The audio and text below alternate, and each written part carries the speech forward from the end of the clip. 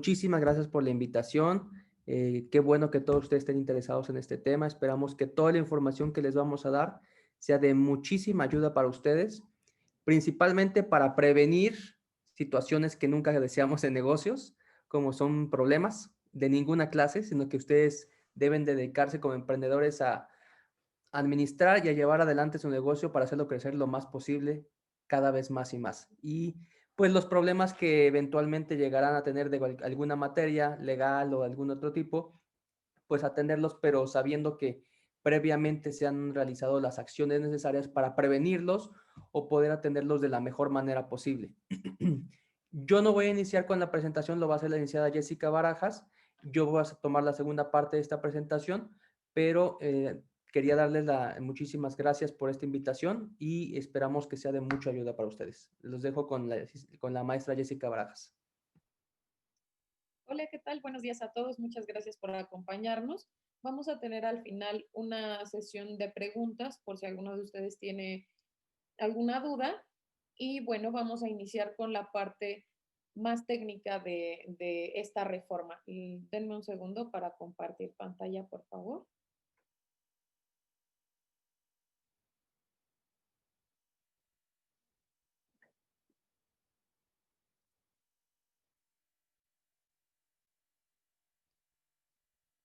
Listo, pueden ver las diapositivas, ¿verdad?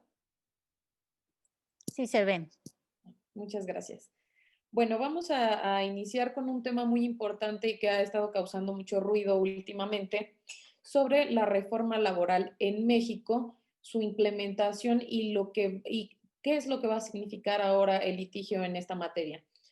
El año pasado, en mayo del año pasado, se emitió una reforma a la Ley Federal del Trabajo, misma que está iniciando a partir de este año en algunos estados de la República, como lo son el Estado de México y Toluca, para que de forma paulatina todos los otros estados se vayan adhiriendo a ella.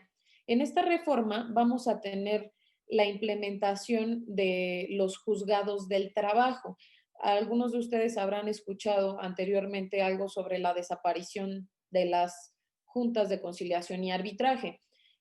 No como tal van a desaparecer en el momento en el que estos tribunales de justicia laboral nazcan. Se tiene programado de 5 a 10 años que aún continúen estas autoridades laborales por la siguiente razón. Para que nuestra nueva justicia laboral pueda continuar, nosotros necesitamos un organismo que se va a denominar Centro de Conciliación y Registro Laboral, que vamos a hablar de él un poquito más adelante, más a fondo, porque va a ser un organismo muy importante dentro de nuestro nuevo procedimiento laboral. Se expidió recientemente la ley orgánica de este Centro de Conciliación y Registro Laboral porque vamos a tener dos autoridades laborales diferentes. Los tribunales de justicia laboral, conocidos como juzgados laborales, y los centros de conciliación y registro. Ahora, estos van a trabajar de forma conjunta con plataformas digitales, tanto de seguridad social como informáticas. ¿Por qué? Porque estos centros van a tener la información de todos los trabajadores, si están dados de alta en el IMSS, cuál es su número de seguridad social, si tienen incapacidades, si no las tienen, etcétera, para tratar de hacer un poco más sencillo el procedimiento laboral al momento de un litigio. Estos centros locales de conciliación y registro laboral y federales tienen 3 años posteriores a la publicación de esta reforma para su creación. Es decir, que en el próximo año ya deberían estar en todos los estados de la República estos centros de conciliación locales. Los centros de conciliación federales van a tener hasta mayo del 2023, es decir, 4 años posteriores a esta reforma, para su creación total. Y en un momento vamos a ver por qué, cuál es la diferencia entre uno y otro. La plataforma informática que va a trabajar de forma conjunta con ellos se tiene programado para mayo de 2021, es decir, 2 años posteriores al término de esta reforma. Los centros de conciliación y registro laboral, que como les decía, son autoridades independientes, pero que trabajan de forma conjunta con los tribunales de justicia laboral, vamos a tener dos, locales y federales.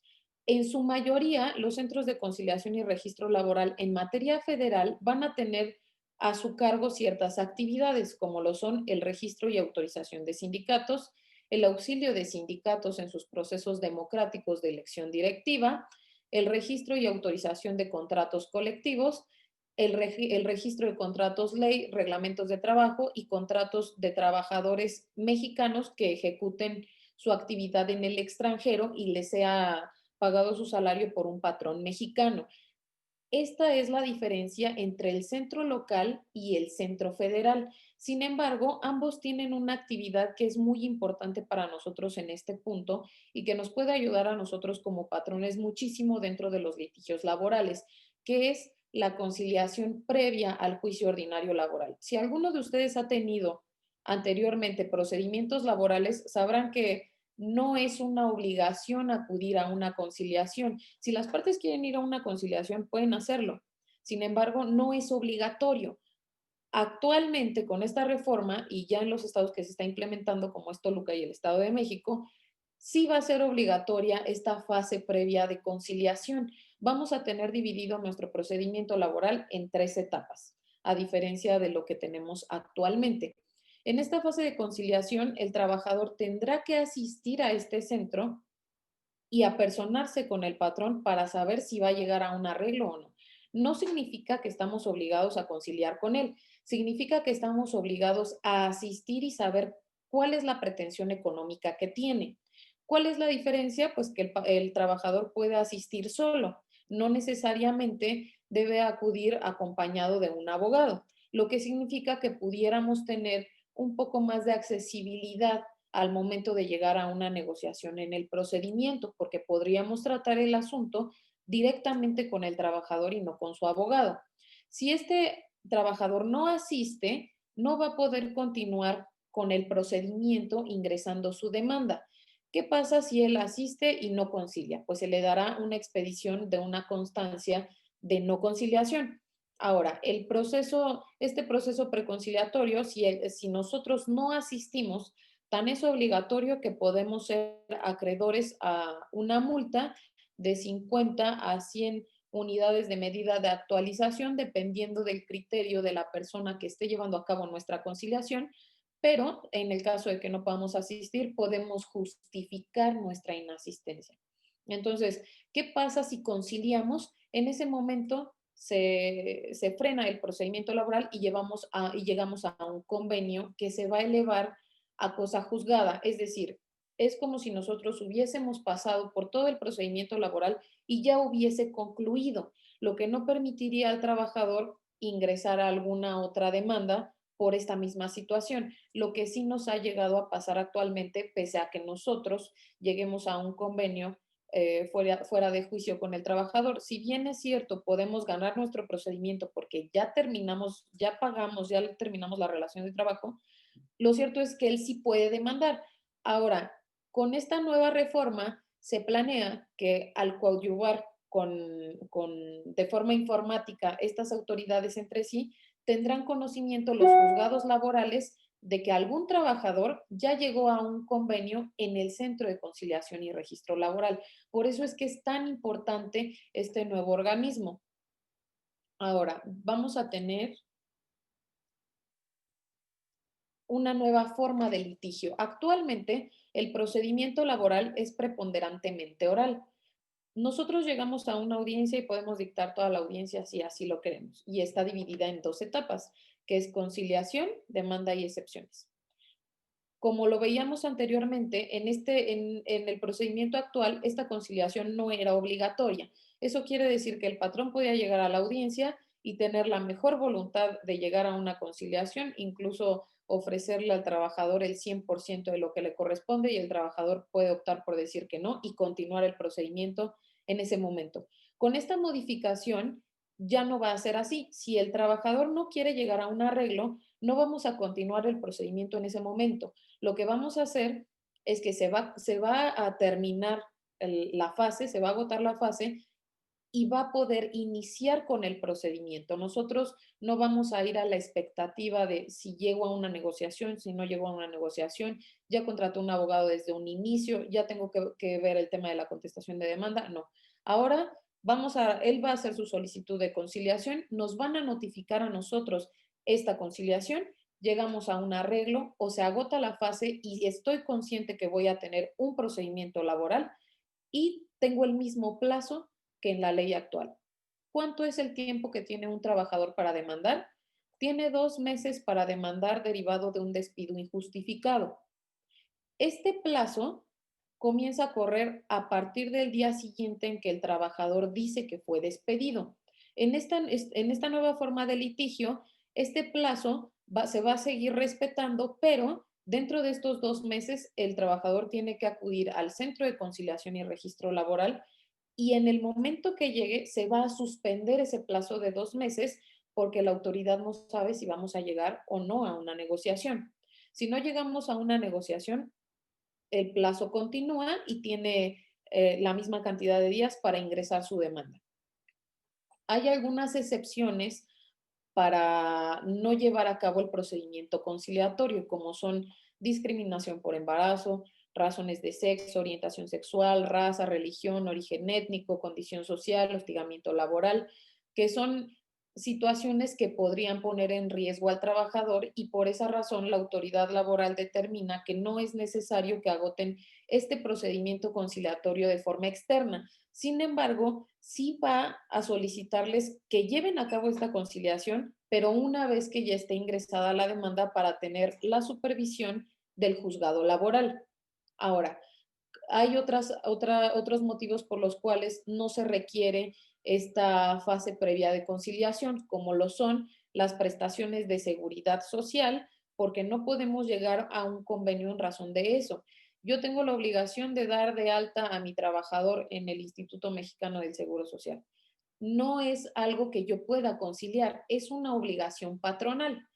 Lo mismo pasa con las prestaciones que en especie da el instituto a todos los derechohabientes. Por eso es que no hay una fase previa de conciliación en este sentido. La disputa de titularidad de contratos colectivos o contratos ley y la impugnación de estatutos de los sindicatos o su modificación, que esto es parte sindical. En estos momentos vamos a enfocarnos un poco más a la parte individual, es decir, al patrón y al trabajador, sin meter al sindicato. Cuando nosotros concluimos esta fase previa de conciliación, vamos a ingresar a la fase escrita del procedimiento. Pongamos un ejemplo. Pasaron 45 días de que se terminó el vínculo laboral entre nuestro trabajador y nosotros. En ese momento, él acudió al Centro de Conciliación y Registro Laboral, llenó su solicitud, no pudimos llegar a una negociación, le dieron su constancia de no conciliación y en ese momento él ingresó su demanda ante el Tribunal de Justicia Laboral. Anteriormente, el procedimiento laboral estaba dividido en 2 etapas, una bifásica y una única. ¿Cómo se llevaban a cabo estas etapas? Nosotros llegábamos, si no podíamos conciliar, por regla general dábamos contestación a la demanda. Pudiera ser que no se llevara a cabo esta audiencia por algunas razones, ya sea porque el trabajador tenía la oportunidad de modificar su demanda en el momento de la audiencia, agregar hechos, cambiarlos, mandar llamar a otros demandados, etcétera. Eso lo podía hacer el trabajador en el procedimiento actual. Sin embargo, en este nuevo procedimiento ya no va a poder hacerlo. No va a poder modificar su demanda como lo hacía anteriormente. En el momento que ingresa su demanda, esta va a quedar firme. El tribunal laboral pudiera requerirlo si es que ve omisiones dentro de su demanda, como que no señaló salario, categoría, horario, circunstancias de cómo lo despidieron, etcétera. Pero ya no va a poder modificar su demanda de forma sustancial y va a tener que agregar las pruebas desde que ingresa su demanda. Anteriormente no, una vez que nosotros dábamos contestación a la demanda, se señalaba una nueva audiencia para poder ofrecer pruebas y que las partes las conocieran. En este momento, el trabajador va a ingresar su demanda, va a adjuntar sus pruebas y la autoridad laboral va a recibir la demanda y va a determinar si la admite o no la admite. Anteriormente, todas las demandas laborales, todas serán admitidas, sin excepciones. Eso no significa que todas se ganaran, solamente significa que se les iba a dar trámite a todas aquellas que fueran recibidas por la Junta de Conciliación y Arbitraje. Actualmente no. El tribunal va a analizar la demanda y dentro de las siguientes 24 horas va a determinar si existe un auto admisorio. En caso de que admita la demanda, va a notificarla al trabajador en los siguientes 3 días. Si nosotros, como parte patronal, quisiéramos recibir nuestras notificaciones por medio de un buzón electrónico, lo podemos hacer, que es algo que también es muy novedoso con esta reforma. Ahora, este autoadmisorio puede tener prevenciones. Eso quiere decir que a nosotros no nos van a notificar de la demanda.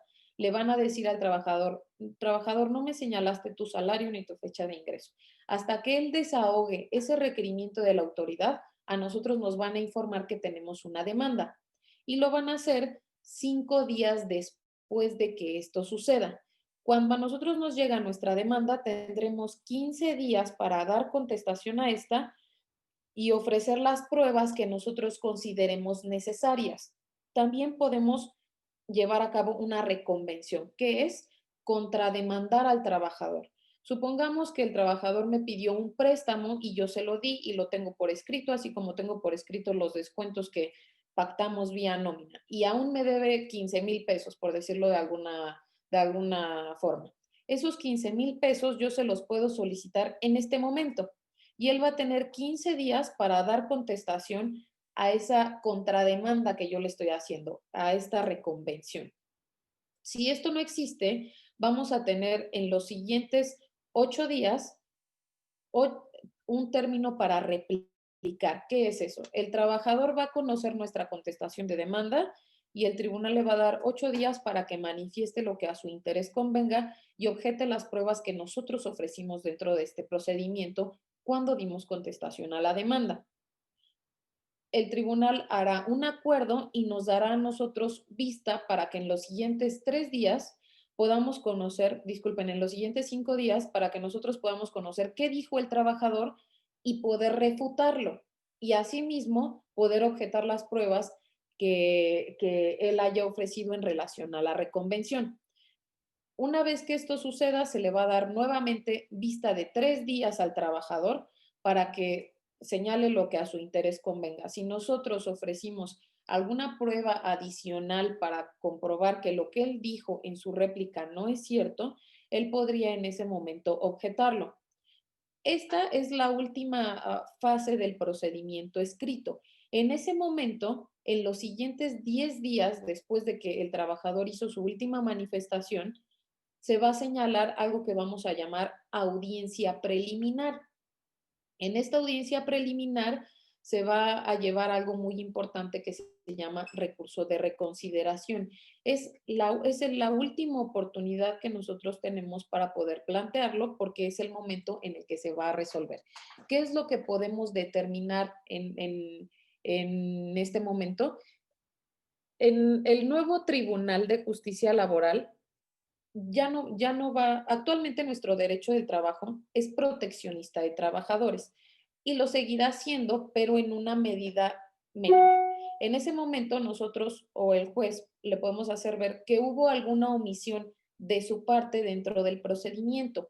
Eso es lo que se va a determinar en este recurso de reconsideración. Si no existe, lo único que va a hacer el juez en este momento es decir que no se planteó y que se va a continuar. Y vamos a tener una etapa de depuración. Es decir, si el trabajador dijo que entró el 1 de mayo de 2019 y nosotros lo reconocimos, en ese momento podemos decir ambos que estamos de acuerdo en que no se tome en cuenta ese hecho para determinar las pruebas que son admitidas o no.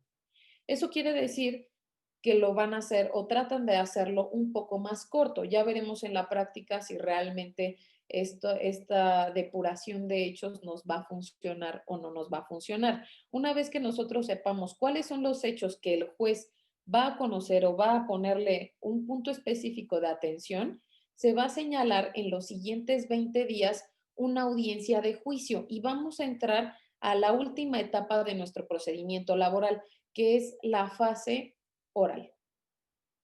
En esta fase oral, sus abogados y ustedes y los abogados del trabajador y el trabajador Ya conocen qué se está demandando, cómo se está defendiendo la empresa, cuáles son las pruebas que fueron admitidas y cuáles son los hechos que vamos a considerar solamente para la sentencia y no para el desahogo del procedimiento. En ese momento nos van a decir cuáles son las pruebas que fueron admitidas y todas se van a desahogar dentro de esta audiencia de juicio. En teoría, nosotros tendríamos que concluir nuestro procedimiento laboral solamente en 3 audiencias. Primero, cuando vamos a la etapa de conciliación. Segundo, los periodos que tenemos para la fase escrita. Y tercero, esta audiencia de juicio, que va a ser una audiencia totalmente oral donde vamos a desahogar todas las pruebas que existan en el procedimiento y al final de las pruebas vamos a rendir nuestros alegatos. ¿Qué es eso? Nosotros le vamos a hacer ver al juez cuáles son los razonamientos lógicos y los razonamientos jurídicos del por qué tienen que dar un fallo en nuestro favor y no en favor del trabajador y viceversa. Y en ese momento, cuando concluya la audiencia, el juez está obligado a dictar sentencia. Pudiera ser que al finalizar él señalara que el asunto es muy complejo y tiene hasta 5 días para poder determinar esta sentencia. Entonces, vamos a tener algo muy importante dentro de este procedimiento. Si ustedes han tenido procedimientos laborales, sabrán que hay una figura que se llama ofrecimiento de trabajo. Este ofrecimiento de trabajo tiene algo que se llama reversión de la carga de la prueba. Significa que nosotros como patrones tenemos la obligación de comprobar todo. La categoría, el horario, el salario, la fecha de ingreso. Incluso tenemos la obligación de comprobar que no lo corrimos y que él se fue o abandonó el empleo o hubo alguna causa de despido justificado o que esa persona no lo pudo haber despedido porque ahí no estaba. Nosotros tenemos la obligación de comprobar absolutamente todo porque la ley es proteccionista de trabajadores. En esta nueva reforma ya no vamos a poder revertir esa carga de la prueba. ¿Qué significa? Yo puedo decir a la Junta de Conciliación y Arbitraje que yo no despedí a un trabajador y que tan no lo despedí que ahí está su trabajo para que él regrese a trabajar. En ese momento, el trabajador tiene que comprobar que sí lo corrieron, porque no sería creíble pensar que el patrón le está ofreciendo que regrese si ya lo corrió.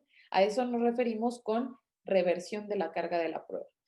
Con esta nueva reforma ya no va a existir, aunque nosotros le ofrezcamos al trabajador que se reincorpore a sus labores, aún así tendremos que probar que no lo corrimos, lo que significa que va a modificar drásticamente lo que los abogados lleven a cabo en su litigio, que es algo que nos va a explicar el maestro Jorge, para ver cómo es que tenemos que ganar los juicios laborales en esta nueva etapa. Perfecto. ¿Me escuchan bien? Sí, se te escucha bien. Muchísimas gracias, Flor. Como les comentaba, Jessica, esta reforma cambia completamente la forma de litigar en materia laboral. Sí seguirá siendo proteccionista la Junta Laboral, pero equilibra un poco más la situación. Inicialmente, hace muchísimos años, cuando se hizo la Ley Federal del Trabajo y las reformas que hubo en los años 70, después 80, etcétera, eran reformas que hacían ciertos cambios, pero continuaba una protección exagerada sobre el trabajador, principalmente porque se considera al trabajador la parte débil y que no tiene acceso a los elementos necesarios para comprobar un supuesto despido o una violación por parte del patrón a sus derechos, etcétera, porque generalmente el patrón tiene todos los documentos en su posesión. Sin embargo, y también obedecía esta situación proteccionista de la Junta debido a que hace muchos años, la situación que ya no es hoy en día, pues los trabajadores no tenían ni cómo contratar un buen abogado. Tal vez si tenían un conocido o no, pero entonces no tenían cómo defenderse bien y de manera apropiada en un procedimiento de esta naturaleza. Por eso es que la Junta los protegía tanto. Hoy en día cualquier persona, sea que sea un trabajador que gane 50,000 pesos al mes o que gane el salario mínimo, puede tener acceso a cualquier tipo de abogado, desde abogados muy malos que pueden encontrar fuera de la Junta actualmente, o abogados muy, muy capaces. Entonces se ha ido reduciendo esta brecha o esta diferencia en la balanza. Sí es cierto que actualmente todavía el patrón tiene la mayoría de los elementos para demostrar las condiciones de una relación laboral, etcétera, pero poco a poco se ha ido reduciendo esto. Lo que comentaba la licenciada Jessica, un punto muy importante es que hoy en día, bueno, con la reforma en donde ya se está implementando, ya no se va a permitir o no se va a prestar tanto a tantas mentiras en un juicio laboral como generalmente se hacía. Si ustedes han tenido demandas laborales, es posible que hayan visto que tal vez alguno de sus trabajadores o trabajadores de repente dejó de ir a trabajar y a los meses les llega una demanda en la que dice que tenía un puesto que no era el suyo, que tenía un salario que tal vez era 3 o 4 veces mayor al que realmente percibía, un horario mucho menor, prestaciones mucho mayores, y la junta de entrada se lo creía. Entonces, con estas modificaciones se va a limitar esto porque ya no van a poder cambiarlo. También se acostumbraba mucho que en la audiencia donde se iba a contestar la demanda, de último momento, el abogado o abogada del trabajador o trabajadora cambiaba su demanda y podría cambiarla completamente, incluso hasta demandar a otra persona distinta que no se había considerado inicialmente. Esto ya no va a suceder. Ya se va a tener una situación un poquito más real, porque lo que hayan puesto el abogado o abogada en su escrito inicial de demanda es como va a quedar. No va a poder modificarlo en forma alguna ni inventar hechos y pues saber si es que los puede desvirtuar la otra parte, no, ya va a ser un poquito más real. Y debido también a las reformas de esta ley, que quitan esto que comentaba la licenciada Jessica de la reversión de la carga de la prueba, en particular el ofrecimiento de trabajo, que es una estrategia muy común hoy en día en los juicios laborales. Tal vez el 30-40% de los juicios al contestar la demanda son ofreciendo el trabajo por parte del patrón, porque actualmente, donde no se ha implementado la reforma laboral, te permite dos cosas. Uno, tiempo para que puedas negociar y dos, te da una posibilidad a que tal vez tengas un laudo favorable en el que el trabajador no haya acreditado la existencia del despido, porque sus testigos no llegaron, o no fueron adecuados, o no tenían tal vez ningún documento con el cual acreditar la relación laboral o el despido. Sin embargo, esto ya no va a existir, ya no va a tener, sí se va a poder ofrecer el trabajo, pero ya no va a tener sentido alguno hacerlo porque con ofrecerlo ya no vas a arrojarle la carga al trabajador de comprobar el despido. ¿A qué obliga esto? A alguna de las dos siguientes, o a que el patrón y el trabajador lleguen a un convenio antes de llevar todo el procedimiento judicial, ya sea en la etapa previa ante el Tribunal de Conciliación o durante el procedimiento, o dos, a que la estrategia de litigio de la parte patronal sea bastante sólida y compleja. Actualmente son muy pocos los casos en los que un patrón contesta una demanda diciendo que rescindió la relación laboral.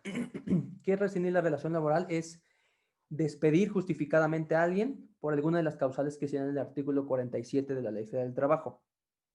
Puede ser por faltas injustificadas, por falta de probidad, porque realizó el trabajador alguna acción en contra del patrón o de sus gerentes, accionistas, directivos, un compañero de trabajo, porque fue condenado tal vez a una pena privativa de la libertad, porque le mintió al patrón, etc.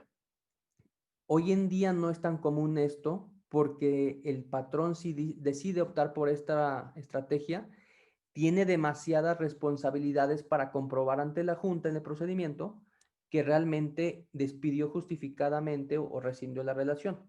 Uno tiene que intentar notificarle al trabajador, ya sea ahí en la fuente de trabajo o en su domicilio, si es que ya no está yendo a laborar. Uno, el escrito mediante el cual, que se conoce como aviso de rescisión, mediante el cual se le notifica a partir de esta fecha ya no tienes trabajo por estas razones. Y ese escrito debe contener ciertos requisitos formales. Si alguno de ellos no se encuentra en ese documento, el juicio está perdido. Dos, si el patrón no encontró al trabajador en su domicilio o no lo pudo notificar ahí en la fuente de trabajo por la razón que sea, tiene la obligación de hacérselo saber a la Junta para que a través de ella se lo notifique. Y lo tiene que hacer en un plazo máximo. Si no lo hace en ese tiempo, ya se perdió el juicio. 3. Ya, suponiendo que el patrón hizo bien todos estos dos pasos previos. Se lleva todo el juicio, se contesta la demanda diciendo que se rescindió la relación laboral, se exhiben las pruebas. El patrón durante este procedimiento tiene la obligación de comprobar que la causal por la que le dijo al trabajador que estaba despedido es realmente justificada.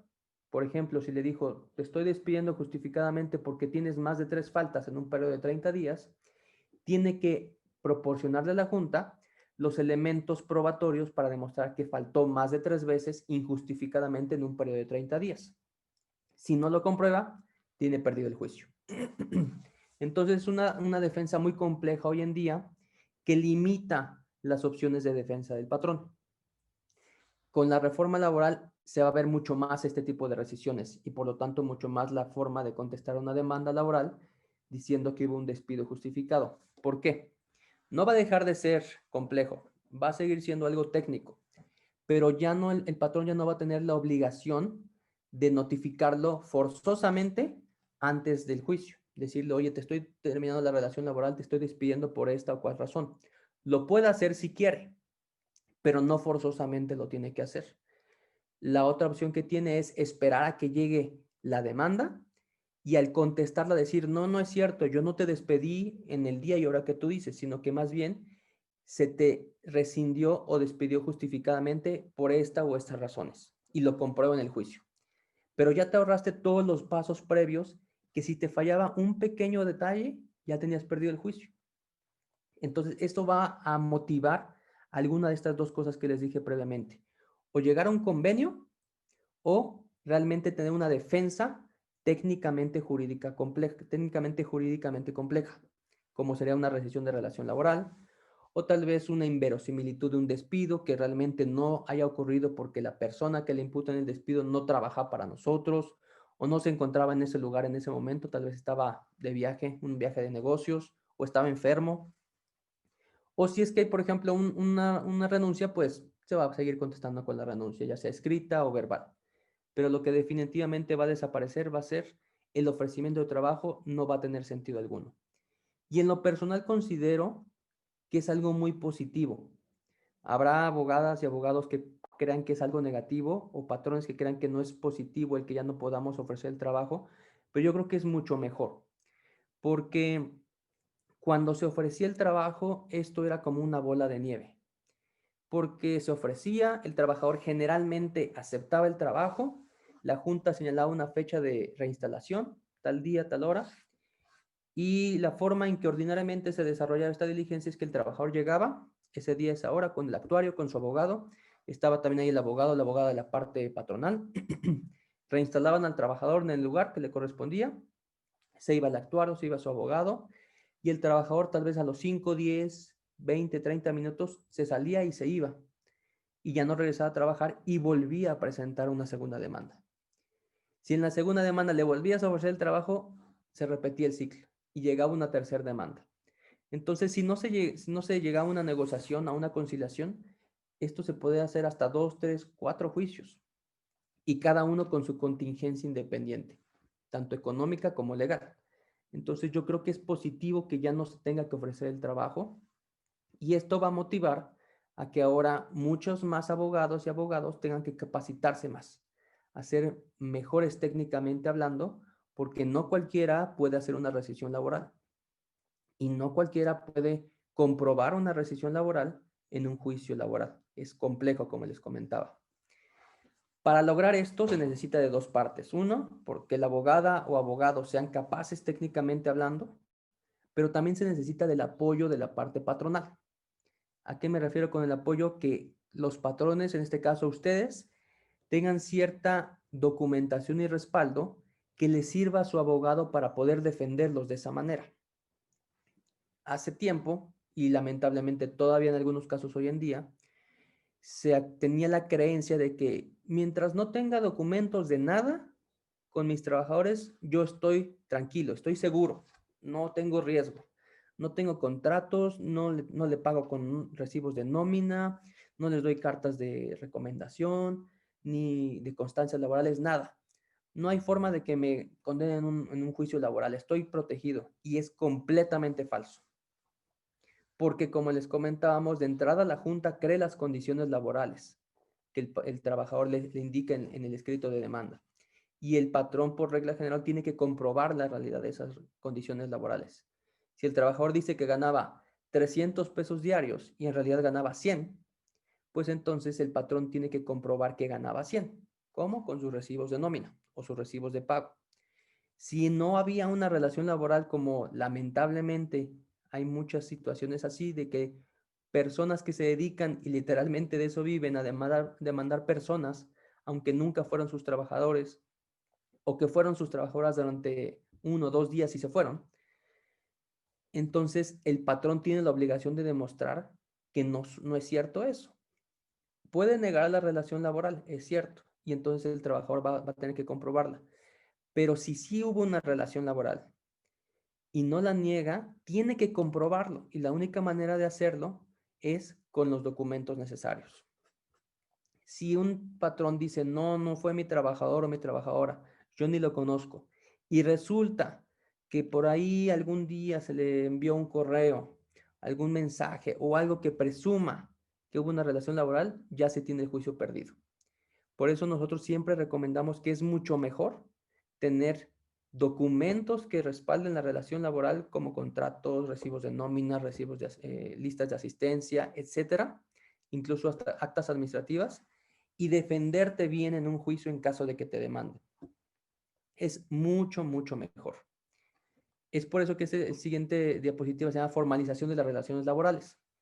En sus guarderías, independientemente de los requisitos que les pida el IMSS o sus clientes, es muy importante que cualquier patrón cumpla con estos requisitos. Uno, contratos de trabajo actualizados, que estén firmados por sus trabajadores y que no solamente tengan la firma, sino la huella de su trabajador, que cumplan con todos los requisitos de la Ley Federal del Trabajo, que ahorita les voy a señalar cuáles son. Segundo, de ser posible, tener un reglamento interior de trabajo. No es algo que la pequeña y mediana empresa acostumbra hacer, tener un reglamento interior de trabajo, sino se ve más en las empresas grandes. Pero es muy sano, porque un reglamento interior de trabajo te da más formalidad con las relaciones con tus trabajadores, te pone horarios de entrada y salida específicos, de modalidades de descanso, de horas de comida, de incluso, por ejemplo, de uniformes, de ciertas normas de conducta. Y eso te permite también rescindir relaciones laborales de manera más justificada. Un ejemplo muy común es, tal vez ustedes saben que la Ley Federal del Trabajo dice que se puede despedir justificadamente a un trabajador cuando éste tenga más de 3 faltas en un periodo de 30 días. Obviamente faltas injustificadas. ¿Qué son más de 3? Pues lo normal podría decir son 4 faltas. Si falta 4 días, en un periodo de 30 días ya lo puedo despedir justificadamente. Si tenemos un reglamento interior de trabajo y en el reglamento se pone las horas de entrada son estas, las horas de salida son estas, el trabajador tendrá la obligación de checar su hora de entrada y su hora de salida y también checar su hora de salida a la comida y hora de regreso a la comida, tal vez de 2 a 3, por decir algo. A las 2 tiene que checar que sale a comer y a las 3 tiene que checar que regresa de comer a la empresa. Si un trabajador sale a las 2 de la tarde a comer y ya no regresa, eso puede considerarse, si es que así se redacta en el reglamento interior de trabajo, como una media falta, porque ya de las 3 en adelante no regresó a laborar cuando tendría que haberlo hecho. Entonces, 3.5 faltas son más de 3 faltas en un periodo de 30 días. Aquí se podría rescindir una relación laboral. Si no se tiene ese reglamento interior de trabajo, con esas especificaciones no se puede, porque la Ley Federal del Trabajo solamente dice más de 3 y no te pone la obligación de señalar cuándo sale, cuándo entra el trabajador. Entonces, cosas así son por las que son muy útiles los reglamentos interiores de trabajo. Puedes ahí incluso poner también motivos de sanción sin tener que llegar a la rescisión, suspensión de una relación laboral por 1 día, 2 días, como castigos, por así decirlo. Otro punto muy importante son los controles de asistencia manuales y digitales. Hoy en día, quien tiene este tipo de controles, la mayoría utiliza o opta por los digitales, los de huella o los de código. Son muy útiles, muy cómodos, pero en un juicio no son muy viables. Y además de que son muy caros. Si se ofrece una prueba para comprobar que un trabajador faltó más de 3 veces en un periodo de 30 días y tenemos registros digitales, pues son susceptibles de modificarse con la clave o con acceder al servidor. Y para comprobarlo en la junta, tenemos que ofrecer una prueba pericial en informática, etcétera. Y estas pruebas generalmente son bastante caras, de 20 o 30 mil pesos para arriba. Entonces, lo que le recomendamos a las empresas es de que sí tengan su checador de huella digital o de código, no hay ningún problema, pero que de preferencia también tengan aparte una lista de asistencia manual en la que el trabajador o la trabajadora firmen de entrada y de salida. Si no les es posible hacerlo diario por la logística de su negocio, háganlo de manera semanal. Al final de la semana ponen todos los días que estuvo laborando esa persona y los días que no laboró porque faltó o fue su tiempo de descanso, y que el trabajador o la trabajadora simplemente firmen de conformidad. Sí, estoy de acuerdo en que laboré los 6 días o 5 días de esta semana conforme correspondía, o estoy de acuerdo que falté este día injustificadamente. Esos documentos nos son mucho más útiles hoy en día en un procedimiento laboral porque son más barata una prueba pericial en caligrafía que una en medios digitales. El siguiente punto es medios alternos para establecer condiciones de trabajo. Este punto es importante sobre todo cuando se va a utilizar el home office, que está tan de moda hoy en día y que más adelante se va a continuar utilizando. La persona que es nuestro trabajador pues no va a estar a nuestra disposición ahí en la fuente de trabajo, sino que va a estar en su casa, en un cibercafé, en un café, en un Starbucks, qué sé yo. ¿Y cómo vamos a nosotros llevar ese control de si asistió o no asistió? Debemos tener unos medios distintos. Hay empresas que han establecido medios digitales de chequeo o por medio del correo, enviar un correo diciendo ya estoy trabajando, etcétera. Cada empresa tiene diferentes formas de hacerlo dependiendo de su giro y de las actividades que tenga. Pero sí, a pesar de eso es importante tener respaldo de cómo estamos registrando estos temas. Reconocimiento de conductas por parte del trabajador. Se hace mediante un acta administrativa.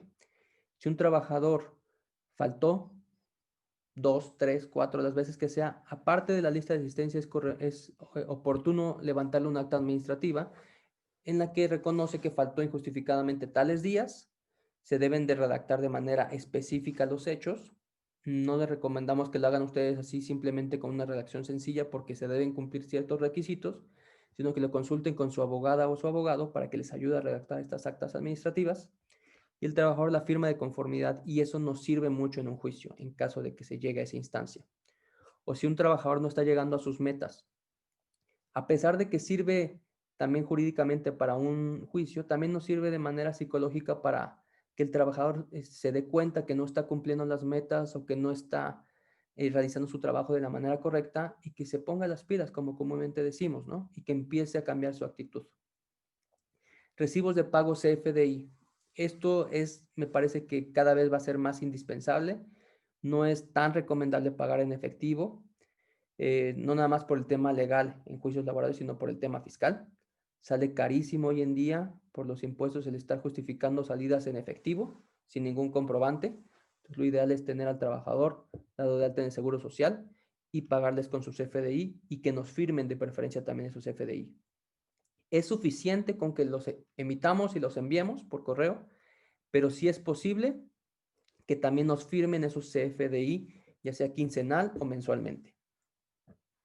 Implementación de las tecnologías de la información, ya sea para checar entradas y salidas, para firmar contratos a distancia con firmas digitales, para firmar los recibos de nómina con firmas digitales, para firmar actas administrativas. Hoy en día lo digital cada vez va a tener mucho más auge y no debemos quedarnos atrás en ese tema. Los correos institucionales, por el tipo de información que manejan algunos de nuestros trabajadores, debemos tener ese tipo de correos y evitar utilizar correos personales de Hotmail, de Outlook, de Gmail, porque la información que les damos a estos trabajadores puede ser confidencial de nuestros clientes o proveedores, y es mejor tener control sobre ellos con correos institucionales y con cuentas y claves correspondientes. Ahora, formas de prevenir y mitigar contingencias laborales. Como les decía, la formalización es indispensable que tengan sus contratos. Por favor, no tengan trabajadores sin haber firmado contrato. No lo tengan porque no saben la cantidad de riesgo que tienen al hacerlo así. Puede ser que esa trabajadora o trabajador, aunque sea muy recomendado tal vez de alguien, de repente a la semana, por recomendación incorrecta de un abogado o porque simplemente no le gustó, se va, nos deja botado y nos está demandando. Entonces es muy importante que tengamos un contrato firmado. Capacitación a personal de recursos humanos. Si ustedes tienen un área de recursos humanos o alguien que les ayuda en este departamento, o ustedes mismos son quienes actualmente están haciendo la labor de RH, deben de saber cómo llenar un contrato. No es suficiente con que su abogado les haya hecho el machote y simplemente, pues tú llénalo. Deben de saber cómo llenar ese formato, porque si ponen tal vez por descuido una jornada que es superior a la ley, pues ya de entrada al ofrecerlo en un juicio estamos aceptando que trabajó horas extras ese trabajador, aunque no lo haya hecho. Entonces debemos ser muy cuidadosos en saber llenar los formatos de contratos, en cómo hacer las actas administrativas. Estas son documentos complejos que, les repito, se les recomienda tener el auxilio de abogada o abogado para el llenado de actas administrativas, pero el DRH sí debe saber cómo tener formatos para asistencias, eh, recibos de nómina, recibos de pago, etcétera. También un punto importante en los contratos de trabajo es que desde hace un par de años es obligatorio que en los contratos haya un apartado en el que el trabajador señale beneficiarios para el caso de fallecimiento. Es importante que sus contratos los chequen y tenga este apartado. Si llega una inspección de la Secretaría del Trabajo y les pide sus contratos y no ve esta cláusula o algún adendum, algún documento en el que el trabajador señale beneficiarios, puede imponer una multa. El personal de RH debe conocer las causas de despido justificado que señala la Ley Federal del Trabajo en el artículo 47, porque en base a eso es como vamos a poder decirle a nuestro abogado o abogado, o si es que el DRH hace la desvinculación, cómo informarle al trabajador que pues ya no tiene más su empleo por esta o aquella razón. Si nosotros le decimos de una manera incorrecta la causal de determinación, pues esto puede aumentar el riesgo de que el trabajador no quiera firmar ningún documento, se vaya y demande. Entonces debemos conocer de manera apropiada las causales de rescisión de la Ley Federal del Trabajo que viene en el artículo 47. Las pruebas digitales, que son el respaldo que les había comentado, RH deben apoyarse mucho en RH para la elaboración de estos documentos digitales de recibos de nómina, contratos, actas administrativas, etcétera. Y asesores especializados, que son los abogados que sepan no solo rescindir una relación laboral y comprobarla en un juicio, que con toda esta revolución digital que viene desde hace años y que hoy en día por la situación de la pandemia se ha incrementado, hay una prueba en la Ley Federal del Trabajo que se llama pruebas digitales, que es muy descuidada, casi nadie la utiliza. Sus abogadas y abogados deben saber utilizar estas pruebas porque se viene más con el home office, con toda esta situación. Debemos saber ofrecer pruebas digitales y desahogarlas. Ya veo que están poniendo preguntas. Es una pregunta que puedo responder en este momento, si me lo permite, Flor. Los videos de circuitos cerrados sí pueden ser prueba válida.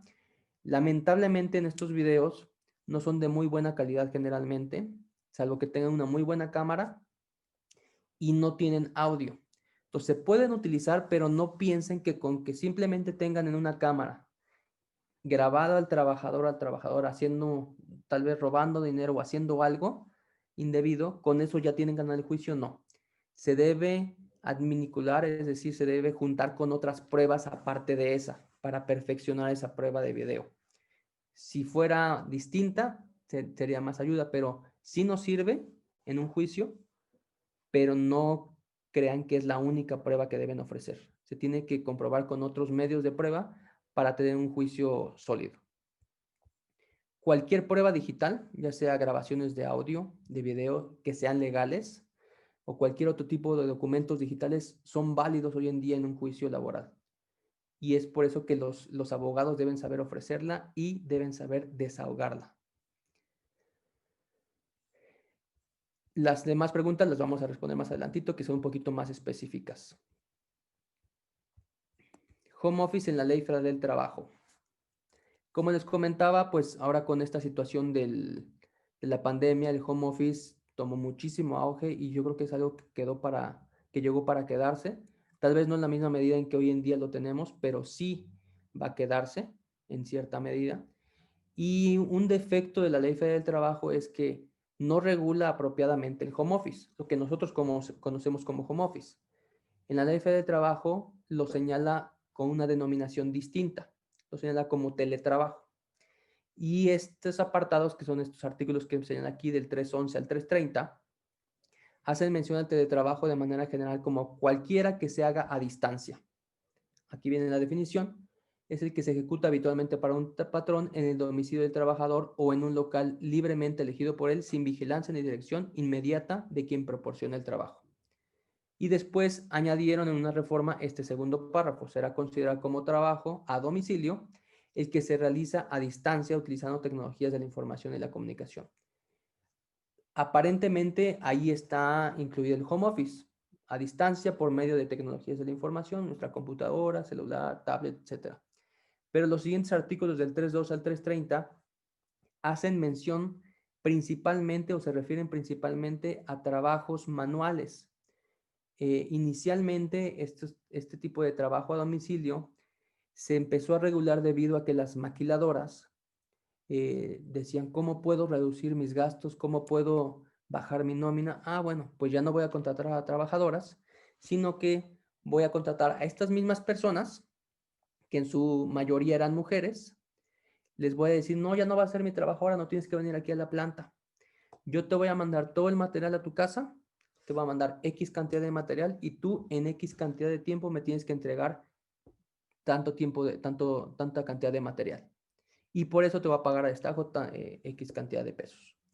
Entonces, aparentemente ya no había una relación laboral, como si fuera una prestación de servicios, y el legislador se dio cuenta de que pues únicamente estaban ocultando la relación laboral y se implementó este artículo. Pero se quedó así, principalmente regulando temas de trabajos manuales, que eran de maquila principalmente. Y creyeron que con añadir este párrafo de aquí, pues ya se podría adecuar plenamente al home office, lo cual no es así. Porque en el home office generalmente un trabajador labora desde su computadora, hace trabajos administrativos, de dirección, de vigilancia, contadores, etcétera. Y eso no, pues no tienes manera de decir, mira, yo te entregué tanta cantidad de material y tú me entregaste tanta cantidad de trabajo. Sino que el trabajador en home office generalmente labora de una hora a otra hora, de entrada y salida, y a veces se extiende más, y tiene que constantemente estar haciendo diferentes funciones, labores y entregar ciertos resultados, lo cual no está regulado en la Ley Federal del Trabajo. Hay una reforma, una propuesta de reforma actualmente, no está todavía en discusión, tal vez el siguiente año ya empiecen a discutirla, con la cual se regularía este tipo de trabajo. Esperemos que sí, para que sea más específica y más puntual en cuanto a las obligaciones y los derechos de estos tipos de trabajadores y las obligaciones de los patrones. Muy bien. Esta es la última diapositiva. Sin embargo, me gustaría compartirles este mapita respecto, tal vez ustedes tengan la duda de cuándo comienza, cuándo comenzó, cómo va a ir avanzando la implementación de la reforma laboral. La semana pasada, el 18 de noviembre, comenzó con 8 estados, que son Durango, Zacatecas, San Luis Potosí, Hidalgo, Estado de México, Chiapas, Tabasco y Campeche. Estos 8 estados son los que ya tienen implementada la reforma laboral, en los que hay centros estatales de conciliación y tribunales laborales. Estos 8 estados van a ser como el caldo de cultivo, el laboratorio para ver cómo empieza esta reforma a funcionar, los pros y los contras, las dificultades de los trabajadores, las dificultades de los patrones respecto a este sistema. Para el 2022, en teoría, debería estar toda la República con este sistema implementado. No desaparecerán las juntas, porque las juntas todavía tienen que resolver todos los juicios que tienen hoy en día. En teoría, según las proyecciones del gobierno, es que para el 2022 ya no debe haber juicios. Lo dudo mucho porque, por ejemplo, en la Junta Federal, en la Junta que se dedica a ver específicamente temas de luz y fuerza del centro, hay juicios que tienen más de 10 años. Entonces, yo dudo mucho que en 3 años puedan desahogar todos estos juicios. Pero esa es la proyección. Para la segunda etapa, que es el siguiente año, entraría Baja California del Norte, Baja California Sur, Aguascalientes, Colima, Guanajuato, Querétaro, Veracruz, Puebla, Tlaxcala, Morelos, Guerrero, Oaxaca y Quintana Roo. Y para la última etapa, en el 2022, Sonora, Chihuahua, Coahuila, Nuevo León, Tamaulipas, Sinaloa, Nayarit, Jalisco, Michoacán, Ciudad de México y Yucatán. Probablemente estos estados cambien. Por ejemplo, en la primera etapa, que ahorita son 8, inicialmente iban a ser 10, pero a últimos meses dijeron no, van a ser nada más 8. Entonces es posible que en la segunda etapa no sean todos estos de verde claro, tal vez o aumenten o disminuyan. Va a depender mucho del presupuesto, de cómo vayan avanzando en las instalaciones, etcétera, en cada estado. Y por último, me gustaría compartirles que para que ustedes, como tarea, por así decirlo, cuando tengan una oportunidad, revisen sus contratos laborales, ya sea que tengan formatos o los tengan simplemente los personalizados, debe contener por lo menos lo siguiente. Nombre, los datos del trabajador: nombre, nacionalidad, edad, sexo, estado civil, clave única de registro de población, RFC y domicilio del trabajador y del patrón.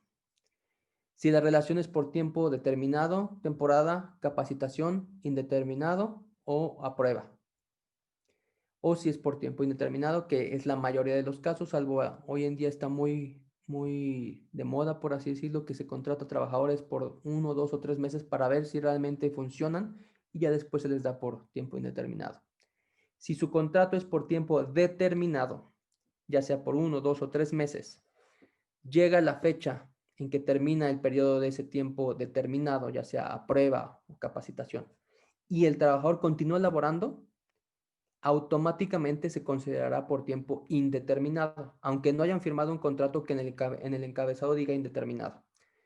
Por disposición expresa de la ley, si el trabajador continúa laborando después de ese periodo de prueba o de capacitación o de temporada, se considera relación laboral por tiempo indeterminado. Así que es importante que ustedes chequen, estén bien conscientes de cuándo termina ese periodo. Si no, tendrán una relación laboral por tiempo indeterminado. El servicio o servicios que deban prestarse, es decir, la descripción del puesto, las funciones que va a hacer. Lo más preciso posible. Sé que en ocasiones es muy complejo y tampoco se trata que tengan una lista de 100 actividades, pero sean lo más precisos posibles. Lugar donde se prestará el trabajo. Ahí recomendamos que siempre tengan que será en el domicilio del patrón, ubicado en tal domicilio, y que se le agregue la leyenda y o cualquier otro que el patrón determine en el futuro, por si hay un cambio de domicilio o se tiene que cambiar de sucursal tal vez al trabajador, etc.